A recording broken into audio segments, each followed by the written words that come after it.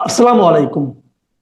প্রিয় দর্শক, অন্য মঞ্চের আলাপচারিতায় আপনাদের সকলকে আমন্ত্রণ জানাচ্ছি। ডক্টর মোহাম্মদ ইউনূসের অন্তর্বর্তী সরকারের সমর্থকেরা কথায় কথায় আওয়ামী লীগ আমলে ভোটাধিকার কেড়ে নেয়ার অভিযোগ তোলেন। তবে অন্তর্বর্তী সরকারের এক বছরেও নির্বাচন দেওয়া হয়নি। বিভিন্ন চাপের মুখে আগামী ফেব্রুয়ারিতে ভোটের কথা বলা হলেও তা নিয়ে রয়েছে অস্পষ্টতা। বিএনপির চা অনুযায়ী নির্বাচনের ঘোষণা দেয়ায় ডক্টর ইউনূসের উপর বেজায় অভিমান করেছে কিংস পার্টি এনসিপি। তাদের সঙ্গে যোগ দিয়েছে জামাতও। এই অবস্থায় নির্বাচন আদৌ ফেব্রুয়ারিতে হবে কি না, হলে সেটি কেমন নির্বাচন হবে তা নিয়ে প্রশ্ন ঘুরপাক খাচ্ছে সারা দেশে। ভোটারদের মধ্যেও হারাতে বসেছে নির্বাচন নিয়ে আগ্রহ। এমনকি জুলাই আন্দোলনের নেতৃত্বের জায়গায় থাকা রাজনৈতিক দলের জনসমর্থনেও ধস নেমেছে।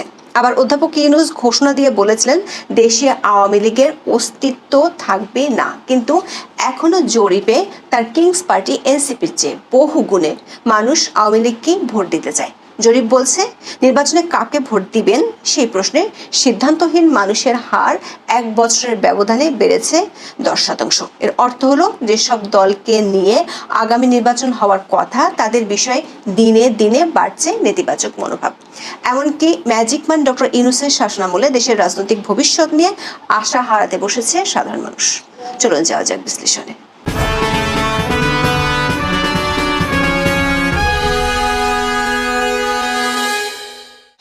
অন্তর্বর্তী সরকারের কাজের মূল্যায়ন, সংস্কার, নির্বাচন এবং রাজনৈতিক দলগুলোর জনপ্রিয়তা নিয়ে চালানো একটি জরিপের ফল প্রকাশ হয় 11ই August. BRAC Institute of Governance and Development BIGD এই জরিপ পরিচালনা করে। জরিপের প্রশ্ন ছিল আগামী নির্বাচনে কোন দলের প্রার্থীকে ভোট দিবেন। এমন প্রশ্নের জটপট উত্তর দেয়নি প্রায় বহু মানুষ। 48% মানুষ সিদ্ধান্ত নিতে পারছে না কাকে ভোট দিবে। অথচ গত বছরের অক্টোবরে এমন একটা জরিপে এই হারটি ছিল 38%। 10 মাসের ব্যবধানে 10% মানুষ দোটানায় পড়ে গেল। মানে এই 10% মানুষ আগে যাদের ভোট দিবে বলেছিল তারা এখন বুঝতে পারছে ওই দলগুলোর প্রার্থীদের ভোট দিলে যে লাউ সেই কদুই হবে। জরিপে দেখা গেছে নির্বাচনের দৌড়ে থাকা বিএনপি ও জামাতের প্রতি জনসমর্থন কমতির দিকে। কারণটা খুব পরিষ্কার, বিএনপি ও জামাত ক্ষমতায় না থেকেও ক্ষমতাশালী। গত এক বছরে বিভিন্ন ধরনের দুর্নীতি, চাঁদাবাজি, মব সন্ত্রাসের সঙ্গে বিএনপির জড়িত থাকার বহু অভিযোগ সংবাদ মাধ্যমে এসেছে। এসব ঘটনায় অনেক নেতাকর্মীকে বিএনপি থেকে বহিষ্কার করা হয়েছে। তবে এসব বহিষ্কার প্রায় সবগুলোই লোক দেখানো বলেও অভিযোগ আছে। অন্যদিকে মুক্তিযুদ্ধ সহ বিভিন্ন ইস্যুতে বিতর্কিত ভূমিকায় দেখা গেছে জামাতকে। শিক্ষা প্রতিষ্ঠানে ছাত্র শিবিরের আধিপত্য প্রতিষ্ঠার ঘটনা নানান সমালোচনার জন্ম দিয়েছে। সব মিলিয়ে দল দুটির জনসমর্থনে ভাটা পড়ার ইঙ্গিত দেখা যাচ্ছে জরিপে। আগামী সংসদ নির্বাচনে কাকে ভোট দিবেন এই প্রশ্নে মাত্র 12% মানুষ বিএনপির পক্ষে ভোট দেওয়ার কথা বলেছে। গত অক্টোবরে একই প্রশ্নে বিএনপির পক্ষে ছিল 16.30% মানুষ। অর্থাৎ 8 মাসে প্রায় 4.5% জনসমর্থন হারিয়েছে দলটি।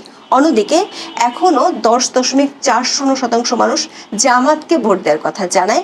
8 মাস আগে এটি ছিল 11.30%। আবার অন্য ইসলামী দলগুলোর প্রতি জনসমর্থন নেমেছে একেবারে তলানিতে।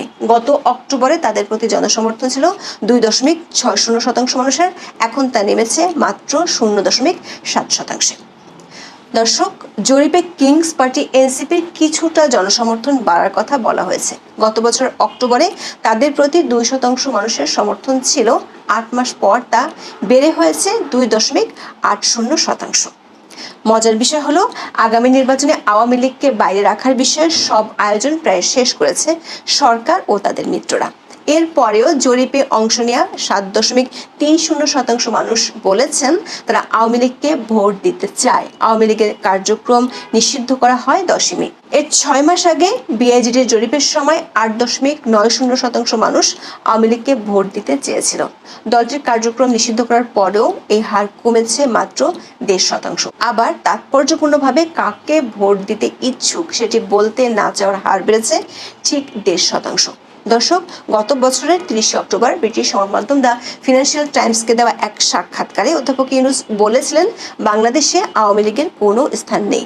অধ্যাপক ইউনূস তার এই কথা প্রতিষ্ঠিত করার জন্য গত 10 মাসে বহু চেষ্টা করেছেন। দলটির 50,000 নেতাকর্মীকে গ্রেপ্তার করা হয়েছে, বহু নেতাকর্মী ঘর ছাড়া, দলটির কার্যক্রম নিষিদ্ধ করা হয়েছে।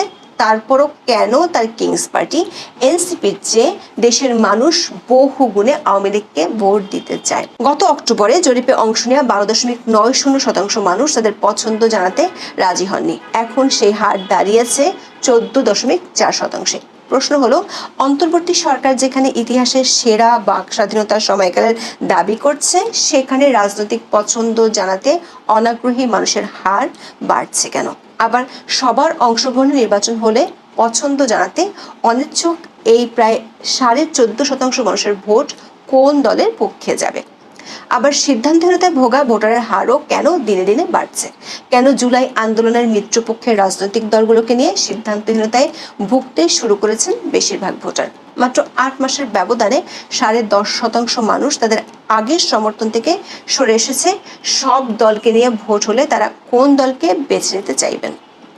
দর্শক, গত 1 বছরে জুলাই আন্দোলন নিয়ে উচ্ছ্বাসে ভাটা পড়েছে নানান কারণে। মব সন্ত্রাস সহ আইন শৃঙ্খলা পরিস্থিতির ব্যাপক অবনতির পেছনে সরকার এবং তাদের মিত্র রাজনৈতিক দলের ভূমিকাকে দায়ী করছে মানুষ। সেই সঙ্গে বেকারত্ব সহ বেহাল অর্থনীতি নিয়েও তৈরি হয়েছে চরম ক্ষোভ।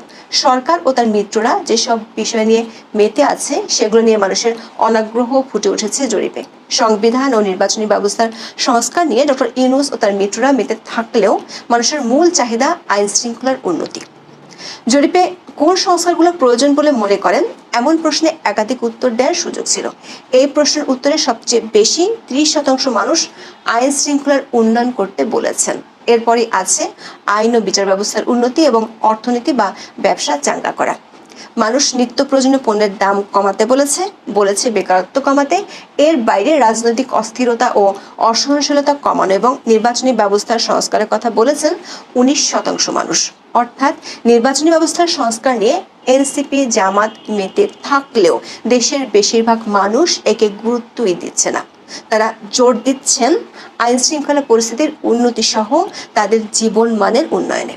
দর্শক, সাধারণ মানুষের চাহিদার সঙ্গে সরকারের মিত্র দলগুলোর কোনো ধারণা যে নেই, সেটি প্রতিদিনই প্রমাণ হচ্ছে।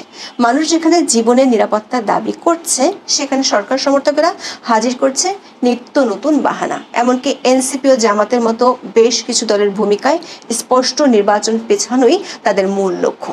সবশেষ সরকারের ঘনিষ্ঠ মিত্র জামাত সংসদের উচ্চকক্ষ ও নিম্নকক্ষে আনুপাতিক বা পিআর পদ্ধতিতে ভোটের দাবিতে আন্দোলনে নামার ঘোষণা দিয়েছে। আবার নির্বাচনের আগে সরকারের প্রতিশ্রুতি অনুযায়ী সংস্কার ও আওয়ামী লীগের বিচারের দাবিও নতুন করে তুলেছে দলটি। জামাতের এসব দাবি থেকে স্পষ্ট, বিএনপিকে ফেব্রুয়ারিতে নির্বাচনের আশ্বাস দেওয়া হলেও সেই পথটি মসৃণ হবে না।